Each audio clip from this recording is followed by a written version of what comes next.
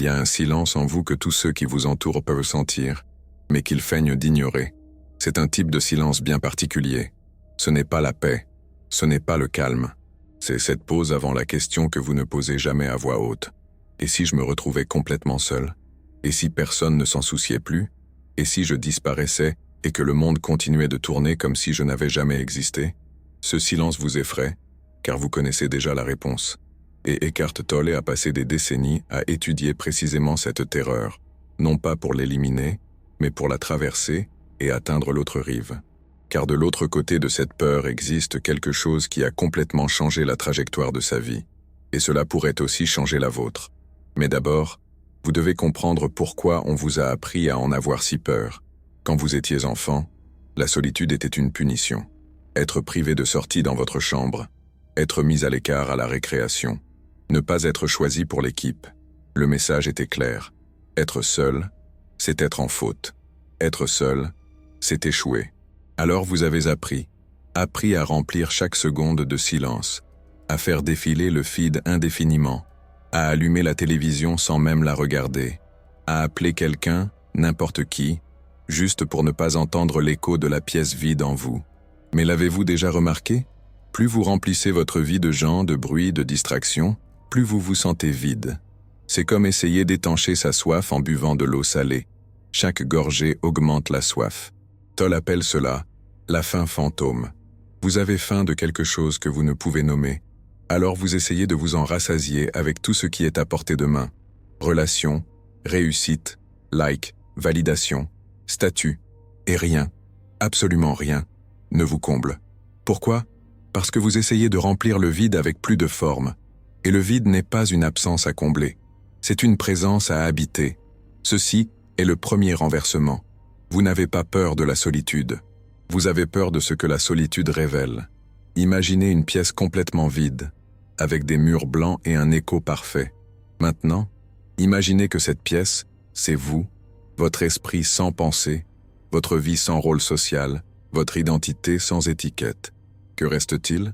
La plupart des gens paniquent rien qu'à l'idée. Parce que lorsque vous retirez tout ce que vous pensez être, votre travail, vos relations, vos réussites, vos opinions, vos souvenirs, vos plans, que reste-t-il? Tolle a découvert la réponse de la pire des manières. À 29 ans, il était au bord du suicide. Dépression profonde, anxiété chronique.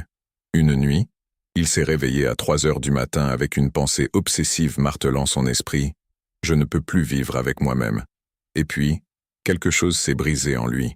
Une question a émergé du désespoir. « Attends, si je ne peux plus vivre avec moi-même, cela signifie qu'il y a 2 moi, un je et un moi-même. Lequel des deux suis-je » À cet instant, quelque chose s'est effondré. La pièce à l'intérieur de lui est devenue complètement vide. Et pour la première fois de sa vie, il a senti la présence du silence habité. Ce n'était pas une absence, c'était une plénitude sans forme. Avez-vous déjà eu un moment où le temps s'est arrêté? Non pas parce que quelque chose d'extraordinaire s'est produit, mais parce que, pendant une seconde, vous avez oublié d'être vous. Oublié votre histoire, vos problèmes, vos désirs. Et il n'y avait que présence. C'était peut-être en regardant le ciel, ou en écoutant de la musique, ou au milieu d'un mouvement physique. Pendant un bref instant, la pièce est devenue vide, et vous avez remarqué, elle n'a jamais été vide. Elle était remplie de quelque chose qui n'avait pas de nom. Tolle a passé des mois dans cet état après cette nuit. Il s'asseyait sur des bancs de parc toute la journée, existant simplement. Les gens pensaient qu'il était fou, et peut-être l'était-il, assez fou pour arrêter d'essayer d'être quelqu'un. Et c'est là, dans la folie de la non-personne, qu'il a trouvé le code. Le code de la solitude ne concerne pas le fait d'être seul. Il s'agit d'être complet, sans rien ajouter. Il s'agit de découvrir que vous n'avez jamais été séparé de rien, vous avez juste cru l'être. Mais comment y arriver? Comment traverser la terreur du vide et découvrir la plénitude de l'autre côté? D'abord, vous devez arrêter de fuir. Toute votre vie est structurée comme une grande fuite. Vous fuyez l'ennui avec le divertissement. Vous fuyez l'anxiété avec le travail. Vous fuyez la solitude avec les relations. Vous fuyez le silence avec la pensée constante. Mais où fuyez-vous? Tolle a réalisé quelque chose d'effrayant. Vous ne fuyez pas les mauvais sentiments. Vous vous fuyez vous-même. Parce qu'à un moment donné, vous avez appris que vous n'êtes pas assez bien. que vous devez être amélioré, perfectionné, remplacé par une meilleure version. Alors vous passez votre vie entière à courir après cette meilleure version, sans vous rendre compte que vous fuyez la seule version réelle. Et la solitude? La solitude est le moment où il n'y a plus nulle part où fuir. C'est quand toutes les portes se ferment et que vous êtes obligé de regarder la pièce vide en vous. La plupart des gens font tout pour éviter ce moment. C'est pourquoi ils remplissent leur agenda. C'est pourquoi ils ne supportent pas de rester 5 minutes sans leur téléphone. C'est pourquoi ils sautent de relation en relation, de projet en projet, d'objectif en objectif. Mais avez-vous remarqué le schéma? Peu importe ce que vous accomplissez, peu importe le nombre de personnes qui vous entourent, la sensation de vide revient toujours, comme une marée, comme un écho qui ne cesse de réverbérer. Et si je vous disais que cet écho est le son de votre propre présence, qui essaie d'attirer votre attention? Il y a une pratique que Tolle enseigne, et qui semble trop simple pour fonctionner. Mais elle fonctionne parce qu'elle attaque directement le mécanisme de la fuite. Vous vous asseyez, sans musique, sans téléphone, sans objectif, et vous sentez le poids de votre corps, la texture de l'air entrant et sortant de vos poumons, le pouls de votre cœur.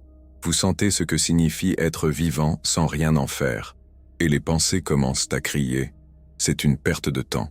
Tu as des choses plus importantes à faire. Tu prends du retard. Tu es si seul. Ça ne marche pas. Et vous laissez les pensées crier. Vous observez l'écho dans la pièce vide. Et vous réalisez, les pensées ne sont que des échos. Elles ne sont pas vous. Vous êtes la pièce. Vous êtes l'espace où les échos se produisent. Ceci est le deuxième renversement. Vous n'êtes pas vos pensées. Vous êtes la conscience qui observe les pensées. Et lorsque vous réalisez cela, vraiment réalisez, pas seulement comprenez intellectuellement, quelque chose change. La peur de la solitude commence à se dissoudre, parce que vous réalisez que vous n'avez jamais été seul. Vous avez toujours été accompagné de la seule présence qui compte, votre propre conscience. Mais il y a un niveau encore plus profond. Tolle parle de quelque chose qu'il appelle le corps de souffrance. C'est la couche de souffrance émotionnelle accumulée que vous portez comme une seconde peau. Ce sont toutes les fois où vous vous êtes senti rejeté, abandonné, non vu, non aimé. Ce corps de souffrance a une peur mortelle de la solitude, car dans la solitude, il ne peut pas se nourrir. Il a besoin de drames, de conflits, de relations toxiques, de situations qui confirment son récit de « je ne suis pas assez bien ». Alors il vous maintient en mouvement constant, vous convainc de ce que vous avez besoin de plus. Plus d'approbation, plus de validation, plus de preuves que vous méritez d'exister. Et vous obéissez. Vous vous contorsionnez en des formes qui ne sont pas les vôtres. Vous jouez des versions de vous-même que vous pensez que les autres aimeront. Vous cachez la pièce vide, car vous craignez que si quelqu'un y entre, il voit qu'il n'y a rien de spécial en vous. Mais voici la vérité que le corps de souffrance ne veut pas que vous découvriez. La pièce vide n'est pas vide.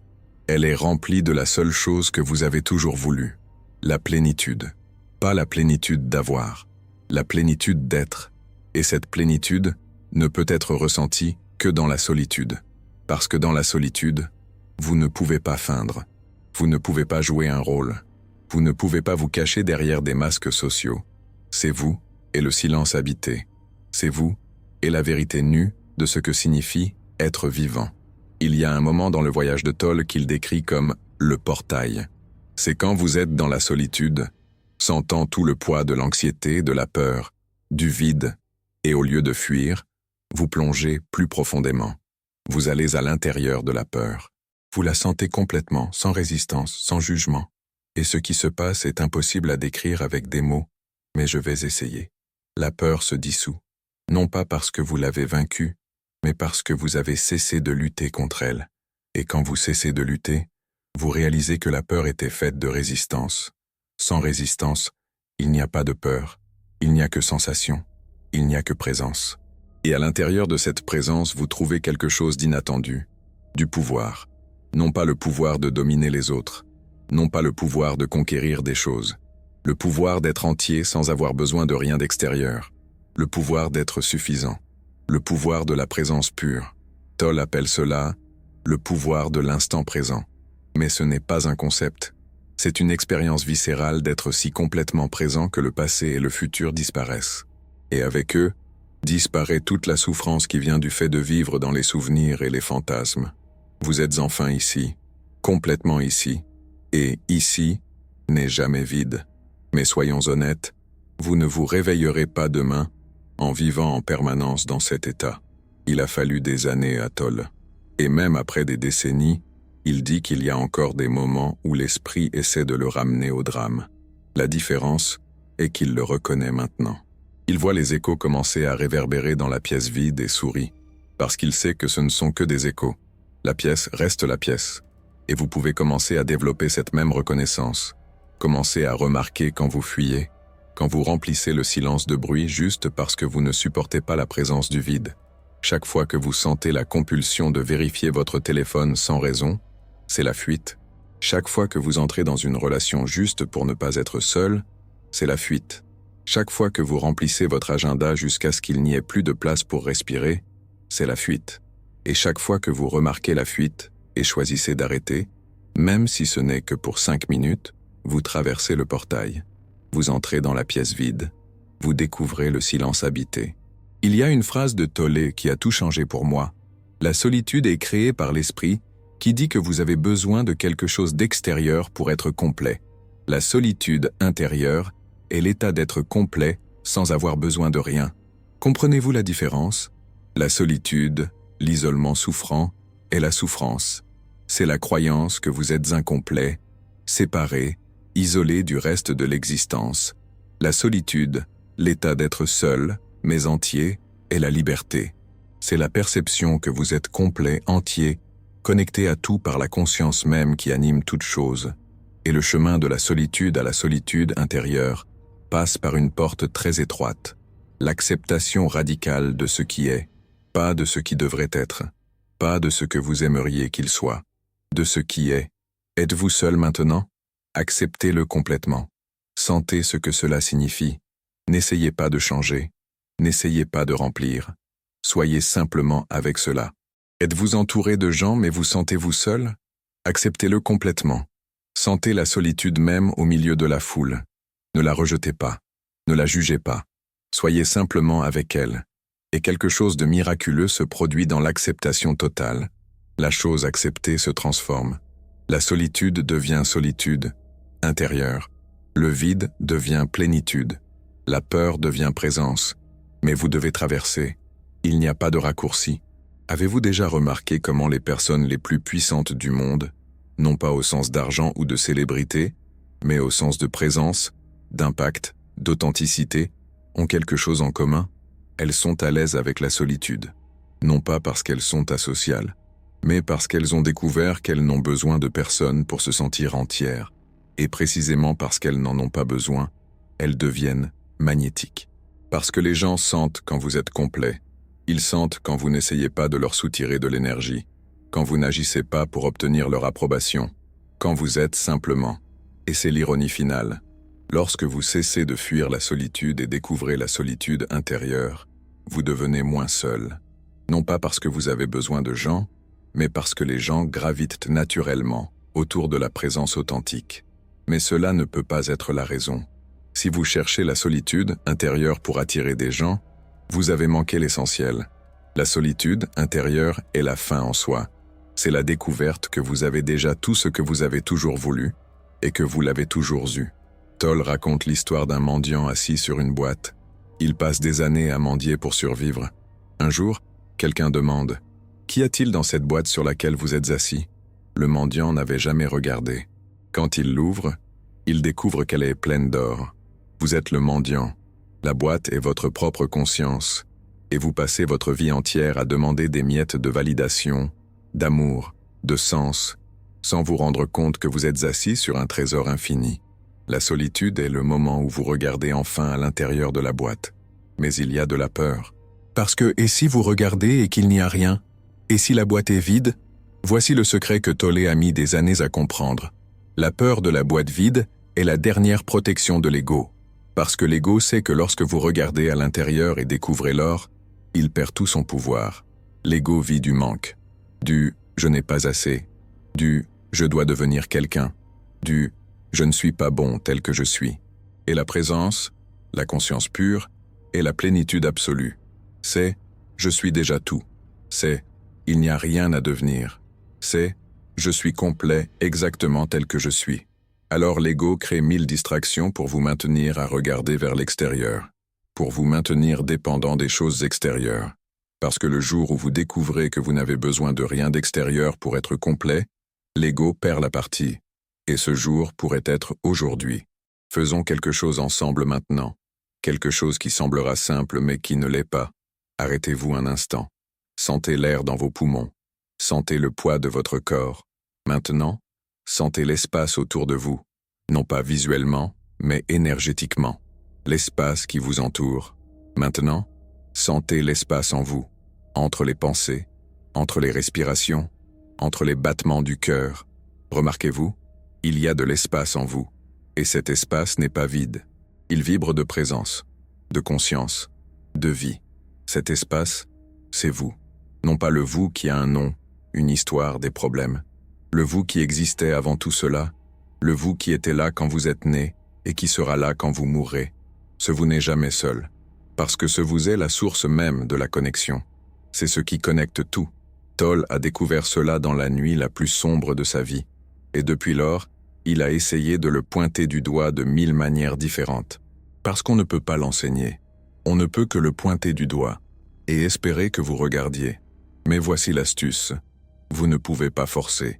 Vous ne pouvez pas faire que la solitude intérieure se produise. Parce que tout faire vient de l'esprit. Et la solitude intérieure est ce qui reste quand l'esprit cesse de faire. C'est comme essayer de s'endormir. Plus vous essayez, plus vous restez éveillé. Le sommeil vient quand vous arrêtez d'essayer, quand vous vous rendez. La solitude intérieure est la même chose.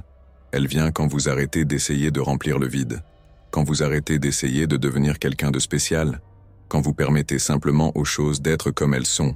Et oui, cela fait peur, parce que vous avez été conditionné toute votre vie à croire que vous êtes vos efforts, que vous êtes votre progrès, que vous êtes votre succès. Mais et si vous n'étiez rien de tout cela ? Et si vous étiez la conscience qui observe tout cela, la pièce vide où tout se passe, alors votre valeur ne dépend pas de réalisation. Votre plénitude ne dépend pas de relations. Votre paix ne dépend pas de circonstances. Vous êtes la paix. Vous êtes la plénitude. Vous êtes la valeur. Et personne ne peut vous l'enlever.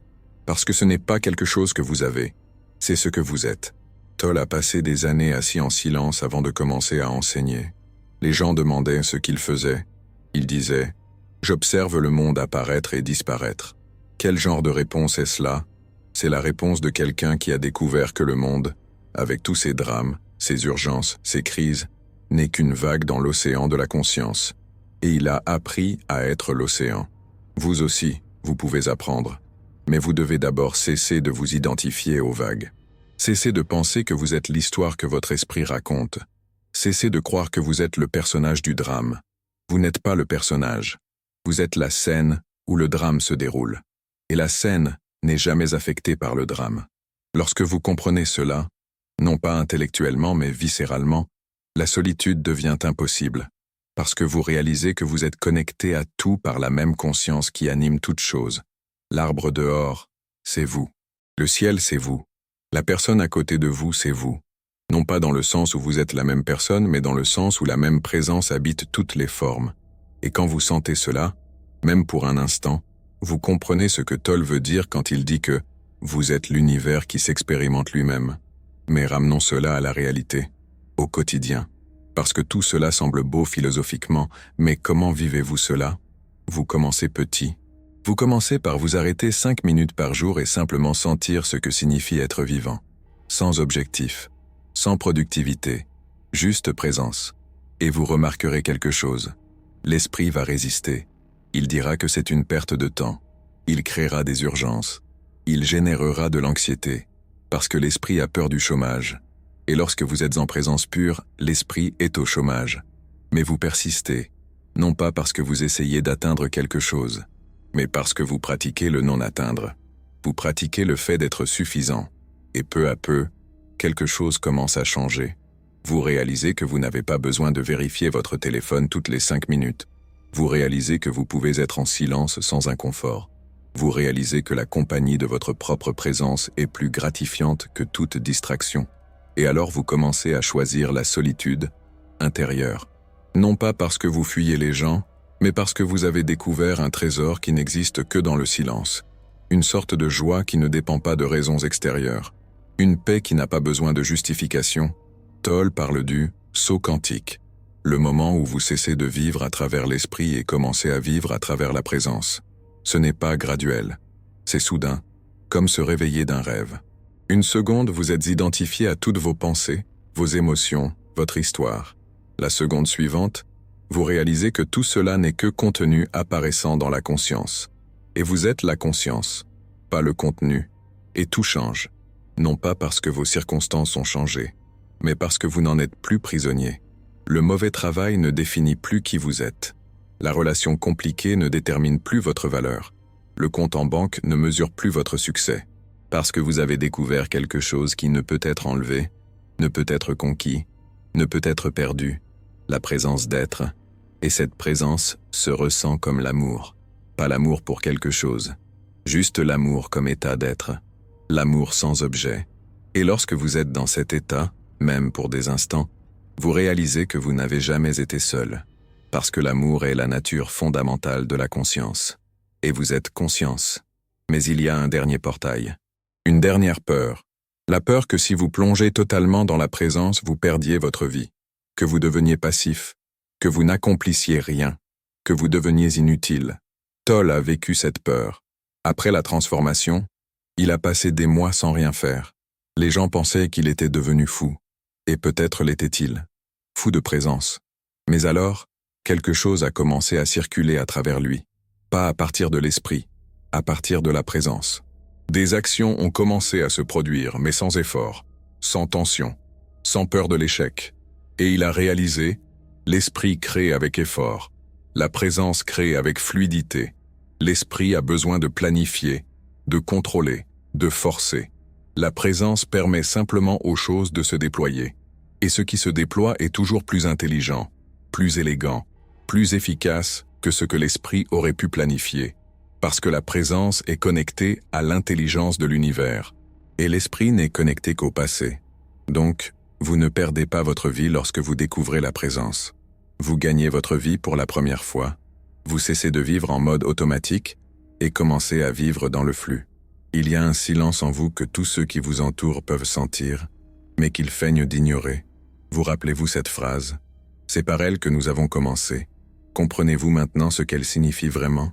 Ce silence n'est pas le vide. Ce n'est pas l'absence. C'est la présence la plus pleine qui existe. C'est la pièce habitée. C'est l'or à l'intérieur de la boîte. Et tout le monde autour de vous sent quand vous êtes connecté à ce silence. Ils ne savent pas ce que c'est, mais ils le sentent. Ils sentent la paix. Ils sentent la plénitude. Ils sentent le pouvoir de la présence authentique.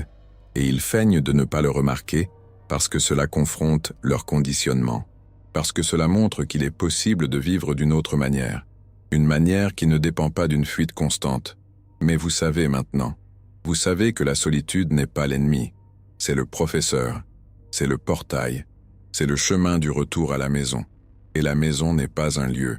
La maison est un état d'être. C'est la sensation d'être complet exactement où vous êtes. Exactement tel que vous êtes. Sans rien avoir besoin d'ajouter. Sans avoir besoin de devenir quoi que ce soit. Juste être. Et lorsque vous atteignez enfin cet état, même pour de brefs moments, vous comprenez ce que Tolle voulait dire lorsqu'il a écrit « Vous ne trouvez pas la paix en réorganisant les circonstances de votre vie. Vous trouvez la paix en comprenant qui vous êtes au-delà des circonstances. La pièce vide en vous attend. Le silence habité appelle. L'or est à l'intérieur de la boîte. Mais vous devez arrêter de mendier des miettes. Vous devez arrêter de fuir. Vous devez vous asseoir sur la boîte et enfin regarder à l'intérieur. Et quand vous regarderez, vraiment regarderez, avec courage, avec abandon, vous découvrirez ce que Tolle a découvert cette nuit-là à 29 ans. Vous n'avez jamais été seul. Vous avez toujours été complet. Vous avez toujours été présence pure. Vous avez juste oublié. Et la solitude est l'univers qui vous le rappelle. Il est temps de vous souvenir. Le silence attend. Et il a toujours été rempli de vous.